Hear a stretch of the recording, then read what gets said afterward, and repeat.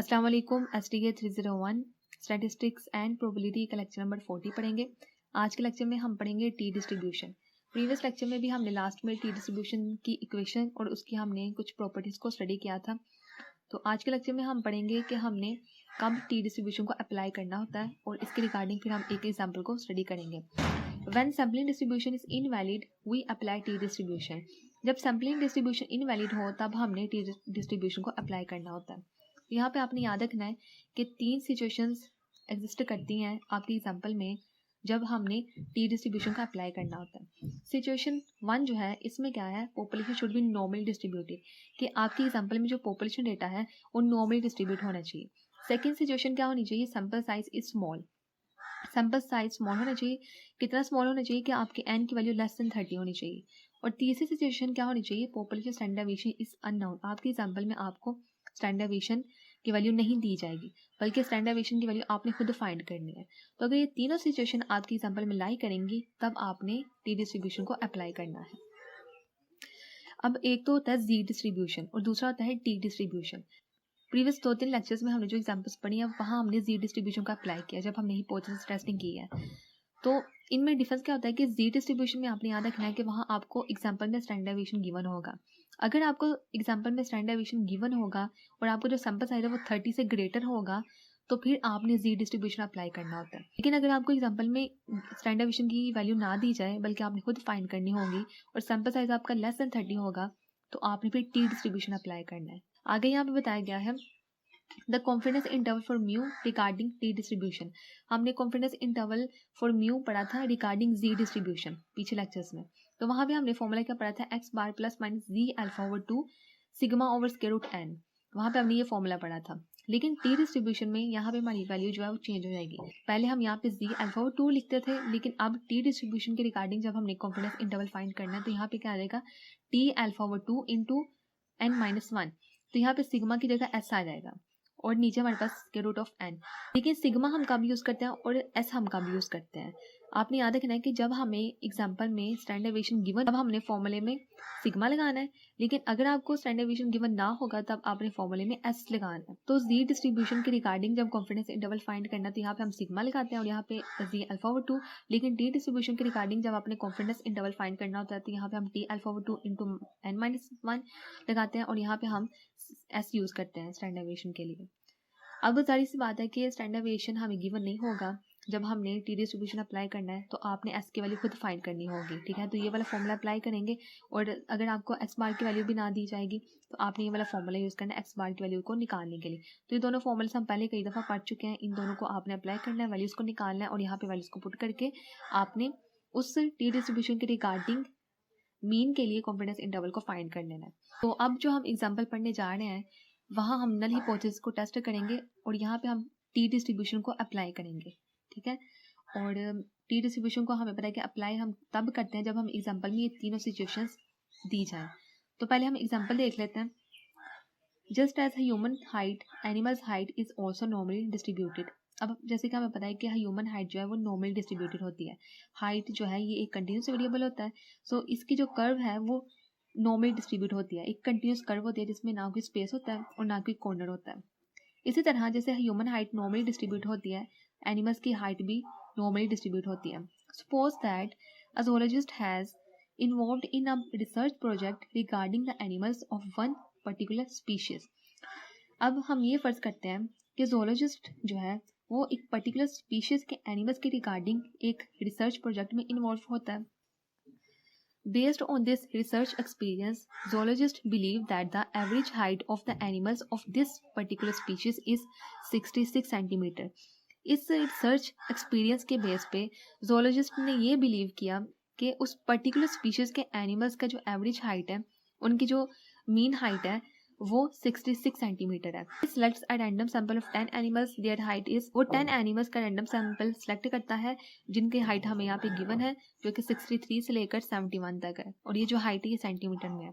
अब यहाँ पे जो नल हिपोथेसिस है उसको हमने टेस्ट करना है विद 5% लेवल ऑफ सिग्निफिकेंस। ठीक है, हम 5% रिजेक्ट करते हुए अपने इस नल हिपोथेसिस को टेस्ट करेंगे। तो यहाँ पे अगर हम नल हिपोथेसिस देखें तो यहाँ पे क्या है कि जोलॉजिस्ट का ये बिलीव है, उसका ये क्लेम है कि जो उस एनिमल के, उस पर्टिकुलर स्पीशीज के एनिमल्स का जो एवरेज हाइट है वो 66 सेंटीमीटर है। तो सबसे पहले स्टेप 1 में हम क्या करते हैं कि नल हिपोथेसिस और अल्टरनेटिव हिपोथेसिस को हम यहाँ पे स्टेट करते हैं। तो नल हिपोथेसिस क्या है कि जो उन स्पीशीज़ के एनिमल्स की जो मीन हाइट है वो 66 सेंटीमीटर है, ठीक है। जो ज़ूलॉजिस्ट है वो ये क्लेम करता है कि उनकी जो मीन हाइट है वो 66 सेंटीमीटर है। और अल्टरनेटिव हिपोथेसिस क्या होगा, अगर यहाँ पे इक्वल टू 66 सेंटीमीटर तो यहाँ पे नॉट इक्वल होगा, ठीक है। यानी कि यहाँ पे 66 सेंटीमीटर के इक्वल नहीं होगा, या तो लेस हो सकता है या फिर ग्रेटर हो सकता है। उसके बाद सेकेंड स्टेप में हम क्या करते हैं, लेवल ऑफ सिग्निफिकेंस को यहाँ पे हम लिखते हैं, यानी कि अल्फा की वैल्यू। तो यहाँ पे कितने लेवल सिग्निफिकेंस है हम एस्टिमेट करेंगे 5%। तो यहाँ पे अल्फा की वैल्यू क्या हो जाएगी 5%। स्टेप 3 में हम क्या करते हैं, सिलेक्ट करते हैं टेस्ट स्टैटिस्टिक को। तो ये जो हमने टेस्ट स्टैटिस्टिक सेलेक्ट किया है ये मीन के लिए है। तो यहाँ पे इसको टी से डिनोट करेंगे क्योंकि यहाँ पे हम टी स्टैटिस्टिक को अप्लाई कर रहे हैं। प्रीवियस लेक्चर में हमने इसको जी से डिनोट किया था क्योंकि वहाँ पे हम जी स्टैटिस्टिक को अप्लाई कर रहे थे। तो डिफरेंस क्या है कि वहाँ पे हम एस की जगह सिग्मा यूज़ करते हैं, लेकिन यहाँ पे हम एस यूज़ कर रहे हैं स्टैंडर्ड डेविएशन को डिनोट करने के लिए। क्योंकि अभी मैंने आपको बताया कि अगर आपके एग्जाम्पल में आपको स्टैंडर्ड डेविएशन गिवन होगा तो आपने सिग्मा यूज़ करना है, अगर आपको गिवन नहीं होगा तो आपने यहाँ पे एस यूज़ करना है। तो जब भी हमने टी स्टैटिस्टिक अप्लाई करना होता है तो इस फॉर्मूले में हमने सिग्मा की जगह यहाँ पे एस लगाना होता है। अब यहाँ पे हम टी डिस्ट्रीब्यूशन क्यों अप्लाई कर रहे हैं, क्योंकि इस एग्जाम्पल को अगर हम देखें तो यहाँ पे ये तीनों सिचुएशंस लाइक आ रही हैं। सिचुएशन फर्स्ट क्या है कि हमारी जो पॉपुलेशन है वो नॉर्मली डिस्ट्रीब्यूट होनी चाहिए। तो यहाँ पे हमारी पॉपुलेशन क्या है, यहाँ पे हम बात करें एनिमल्स की हाइट की, ठीक है। सो हाइट क्या है, एक कंटिन्यूस वेरिएबल होता है जो कि नॉर्मली डिस्ट्रीब्यूट होता है। तो सिचुएशन 1 जो है वो एग्जिस्ट कर रही है। सिचुएशन 2 क्या है कि इनका सैंपल साइज लेस देन 30 होना चाहिए। तो यहाँ पे हमें कितना सैंपल साइज दिया गया है, यहाँ पे टोटल हमें 10 एनिमल्स की हाइट का डेटा दिया गया है। तो 10 जो है ये 30 से लेस है, तो इसका मतलब कि सेकंड सिचुएशन भी यहाँ पे लाइक आ रही है। थर्ड सिचुएशन क्या है कि स्टैंडर्ड डेविएशन अननोन होगा, तो यहाँ पे हमें कहीं भी स्टैंडर्ड डेविएशन की वैल्यू नहीं दी गई, इसलिए तीनों सिचुएशंस यहाँ पे लाइक आ रही हैं। तो हम यहाँ पे टी डिस्ट्रीब्यूशन को अप्लाई करेंगे, ठीक है। ओके, तो स्टेप 4 में हम क्या करते हैं, हमने क्रिटिकल वैल्यूज को लिखना होता है। तो यहाँ पे हम टू टेल्ड टेस्ट करेंगे। टू टेल्ड क्यों करेंगे, क्योंकि हमने पढ़ा है कि अगर हमारा अल्टरनेटिव हिपोथेसिस नॉट इक्वल होगा तो वो टेस्ट हमारा टू टेल्ड टेस्ट होता है, कि हमारी जो नल हिपोथेसिस है वो हमारी क्रिटिकल वैल्यू के राइट साइड से भी रिजेक्ट हो सकता है और लेफ्ट साइड से भी रिजेक्ट हो सकता है। लेकिन अगर यहाँ पे हमारा ग्रेटर देन या फिर लेस देन हम यहाँ पे सिंबल यूज करते तो हमारा जो टेस्ट है वो वन टेल्ड टेस्ट होना था, ठीक है। तो यहाँ आपने याद रखना है ये हमारा टू टेल्ड टेस्ट है। और यहाँ पे हमारी क्रिटिकल वैल्यूज क्या है, +-2.262। ये वैल्यू कहाँ से आई ये मैं आपको लास्ट में बताऊंगी, फिलहाल आपने इसको याद रखना है कि हम यहाँ पे ये वाली क्रिटिकल वैल्यूज को यूज कर रहे हैं। आगे हम यहाँ पे स्टेप 5 में क्या करेंगे कि हमने जो टेस्ट स्टैटिस्टिक का फॉर्मूला सेलेक्ट किया था अब हमने उसको कंप्यूट करना है। तो यहाँ पे अगर हम देखें इस फॉर्मूले को अब हमने कंप्यूट करना है। तो यहाँ पे हम क्या क्या वैल्यू चाहिए, एक तो एक्स बार की वैल्यू चाहिए, दूसरी यहाँ पे हमें म्यू की वैल्यू चाहिए। म्यू की वैल्यू हमें यहाँ पे गिवन है 66, लेकिन एक्स बार की वैल्यू हमें गिवन नहीं है, ये हमने फाइंड कर लेनी है फॉर्मूले से। हम ये वाला फॉर्मूला अप्लाई करेंगे यहाँ पे एक्स बार के लिए। और उसके बाद एन भी हमें गिवन है, टोटल सैंपल साइज 10 है, तो यहाँ पे हम 10 की वैल्यू पुट कर लेंगे। लेकिन यहाँ पे हमें एस की वैल्यू गिवन नहीं है स्टैंडर्ड डेविएशन की, तो इसको निकालने के लिए हम ये वाला फॉर्म अप्लाई करेंगे। तो देख लेते हैं यहाँ पे सबसे पहले तो हम निकाल लेते हैं एक्स बार की वैल्यू। तो एक्स बार की वैल्यू हम इस तरह निकालेंगे, summation X over N. Summation X का मतलब है कि एक्स की जितनी वैल्यूज है उन सब का हमने सम ले लेना है। तो हमें 10 वैल्यूज गिवन है ना, यहाँ पे हमें सैम्पल डेटा में टोटल 10 हाइट दी गई है उन 10 एनिमल्स की, तो इन सब का हमने सम ले लेना है। जब हम सारी वैल्यूज का सम ले लेंगे तो यहाँ पे आ जाएगा 678। इसी तरह हमारा जो सैम्पल साइज है वो 10 है, तो नीचे हम 10 लिखेंगे, इन दोनों को डिवाइड किया तो यहाँ पे आ गया 67.8 सेंटीमीटर। एक्स बार की वैल्यू अब हमने निकाल ली, अब हमने एस की वैल्यू निकाल लेनी यानी कि स्टैंडर्ड डेविएशन। तो उसके लिए ये वाला फॉर्मूला अप्लाई करेंगे। अब यहाँ पे अगर हम देखें दोनों तरफ अगर हम स्क्वायर रूट ले लें तो ये जो स्क्वायर है ये स्क्वायर रूट से कट जाएगा और यहाँ पे एस स्क्वायर आ जाएगा। तो यहाँ पे आ जाएगा एस स्क्वायर इक्वल टू यहाँ पे summation of x minus x bar और इसका स्क्वायर लेंगे और नीचे n-1। तो इसको सॉल्व करने के लिए पहले हम इस चीज़ को सॉल्व कर लेते हैं, summation x minus x bar square. इसको जब हम सॉल्व करेंगे तो किस तरह करेंगे, अब यहाँ पे अगर हम देखें तो x minus x bar square यहाँ पे हम इसका फॉर्मूला निकाल लेंगे। ये फॉर्मूला कौन सा बन रहा है कि जैसे कि हमें पता है कि अगर a माइनस बी और इसका स्क्वायर हो तो इसका फॉर्मूला हम किस तरह ओपन करते हैं, यहाँ पे आ जाएगा a square minus 2ab minus B square. तो ये वाला फॉर्मूला हम यहाँ पे अप्लाई करेंगे, ठीक है। ये हमारी a की वैल्यू, ये हमारी b की वैल्यू। तो पहले हम क्या करेंगे एक्स स्क्वायर यानी कि a स्क्वायर माइनस 2ab 2 और फिर ए बी को हम मल्टीप्लाई करेंगे एक्स और एक्स बार को यहाँ पे, उसके बाद प्लस यहाँ पे आ जाएगा बी स्क्वायर यानी कि एक्स बार का यहाँ पे स्क्वायर आ जाएगा।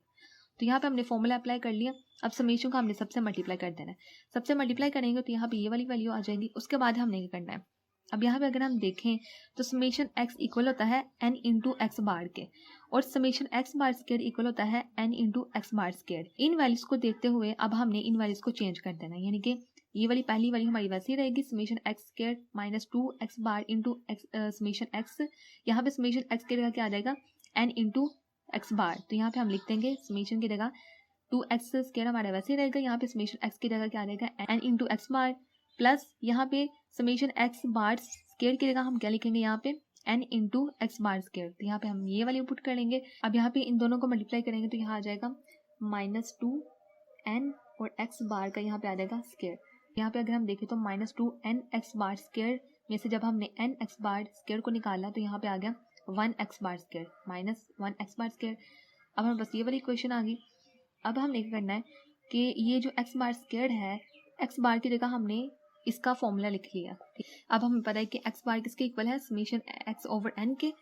तो यहाँ पे हम इसकी जगह पे ये लिख देंगे और बाहर हमारा क्या आ जाएगा, यहाँ पे स्क्वायर। तो इसका जब हमने स्क्वायर ओपन किया तो यहाँ पे आ गया n into summation x square over n square. ये स्क्वायर इस n से काट गया तो यहाँ पे आ गया नीचे 1। तो हमारे पास क्या इक्वेशन आई, summation x square minus summation x square over n। अब ये जो वैल्यू हमें मिली है इसको हमने यहाँ पे पुट करना है। अभी हमने इसकी वैल्यू निकाली है ना, तो हमने क्या करना है कि ये जो n-1 है इसको हमने अलग लिख देना है और इसको हमने ब्रैकेट के अंदर लिखना है इसकी वैल्यू को। तो यहाँ पे क्या वैल्यू आएगी, s square equal to 1 over n-1 को हमने अलग लिख लिया। उसके बाद मल्टीप्लाई, इसकी जगह हमने जो भी वैल्यू इसकी निकाली, ये वाली निकाली, इसको हमने यहाँ पे, तो अब हमने वैल्यूज को पुट करना है। 1 ओवर n की वैल्यू हमारी क्या है 10, टोटल सैंपल साइज जब 10 में से 1 निकालेंगे तो यहाँ पे आ जाएगा 9। समेशन ऑफ एक्स स्क्वायर का मतलब है कि जो हमारी x की वैल्यूज हैं, टोटल 10 वैल्यूज है ना, उन सारी 10 वैल्यूज को हमने पहले स्क्वायर ले लेना है। तो हम इसका सम लेंगे तो हमारे पास ये वाली वैल्यू आ जाएगी। उसके बाद माइनस समेशन एक्स स्क्वायर, यहाँ पे हम क्या लिखेंगे कि सारी x की जो वैल्यूज है उनका सबका सम लेंगे। अब यहाँ पे जब हमने सम लिया था तो हमारे पास 678 आया था। अब हमने इसका स्क्वायर ले लेना है, यहाँ पे हम उस वैल्यू का स्क्वायर लेंगे और नीचे 10 है यहाँ पे सैंपल साइज, और उसे डिवाइड करेंगे तो हमारे पास ये वाली वैल्यू आ जाएगी। और जब हम इसको सॉल्व करेंगे, अब ये हमने s की वैल्यू निकाल ली, तो अब हमने वो जो टेस्ट स्टैटिस्टिक का फॉर्मूला था वहाँ पे इन वैल्यूज को पुट करना है। तो x बार की वैल्यू हमने क्या निकाली, 67.8 सेंटीमीटर x बार की वैल्यू, इसको यहाँ पे हम पुट करेंगे। माइनस म्यू की वैल्यू हमारी कितनी थी, जो हमारा नल हिपोथेसिस था वो कितना था, 66 सेंटीमीटर था एनिमल्स की हाइट। उसके बाद स्टैंडर्ड डेविएशन अभी हमने जो निकाला 3.01, इसको हमने यहाँ पे पुट किया, डिवाइड करेंगे स्क्वायर रूट n यहाँ पे हमारे पास 10 है। इन सबको सॉल्व किया तो यहाँ पे आ गया हमारी t की वैल्यू 1.89। t की वैल्यू निकाल ली। अब हमारा जो लास्ट स्टेप है, तो अभी हमने जो t की वैल्यू निकाल ली 1.89, इसको अब हमने चेक करना है। तो क्रिटिकल वैल्यूज हमारी क्या थी, प्लस माइनस 2.262। फॉर एग्जाम्पल अगर हम यहाँ पे इसको ऐसे पुट करें, यहाँ पे अगर हम इसको पुट करें, ये हमारी माइनस 2.262 वैल्यू है, और यहाँ पे जो है ये हमारा एक्सेप्टेंस रीजन है, यहाँ पे हमारा प्लस 2.262 क्रिटिकल वैल्यू है। अब जो हमारी वैल्यू आई है टी के 1.89, उसको अब हम चेक करेंगे वो वैल्यू माइनस 2.262 से लेस है या फिर वो प्लस 2.26 से ग्रेटर है। तो ये जो वैल्यू है ये इस क्रिटिकल रीजन में नहीं आ रही, ना तो वो इससे ग्रेटर है ना तो वो इससे लेस है, बल्कि वो हमारे यहाँ पे एक्सेप्टेंस रीजन में आ रही है। ठीक है, हमने पढ़ा था कि यहाँ से लेके इस पॉइंट से लेके इस पॉइंट तक जो हमारे यहाँ पे वैल्यूज होते हैं ये हमारा एक्सेप्टेंस रीजन होता है।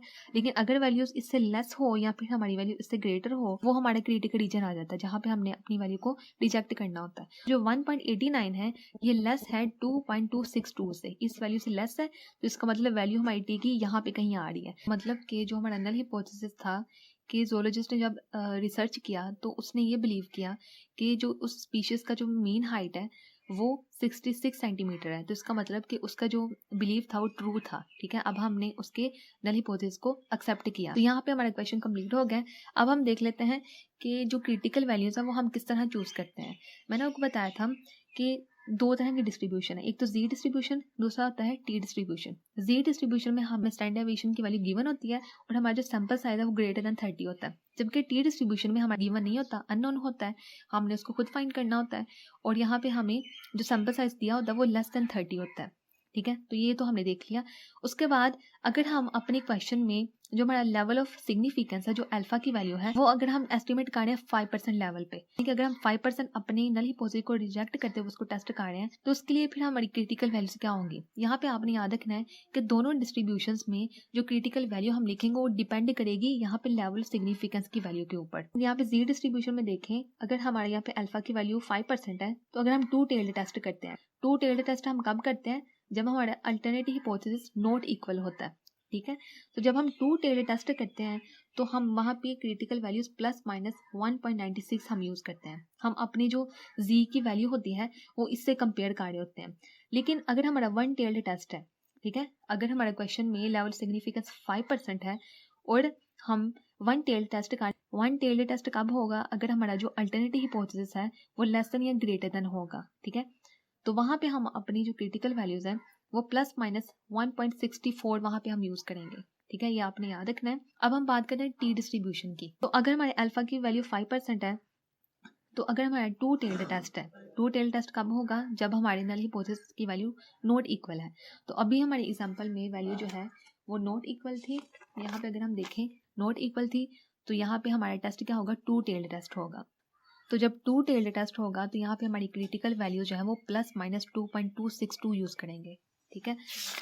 और अगर हमारा वन टेल्ड होगा, अगर हमारा अल्टरनेटिव हिपोथेसिस लेस देन या ग्रेटर देन है, तो हमारा टेस्ट जो है वो वन टेल्ड होगा। और जब वन टेल्ड होगा तो वहाँ पे हम अपनी critical values plus minus 1.833 use करेंगे, ठीक है।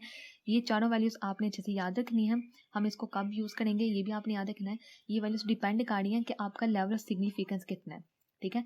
ये तो वैल्यूज़ आपने तब अप्लाई करनी है जब आपका लेवल सिग्निफिकेंस 5% होगा।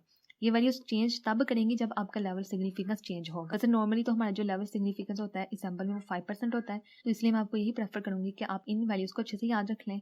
और अगर लेवल सिग्निफिकेंस चेंज है, 5% नहीं है, तो फिर आपने दूसरी वैल्यूज़ को यूज़ करना है।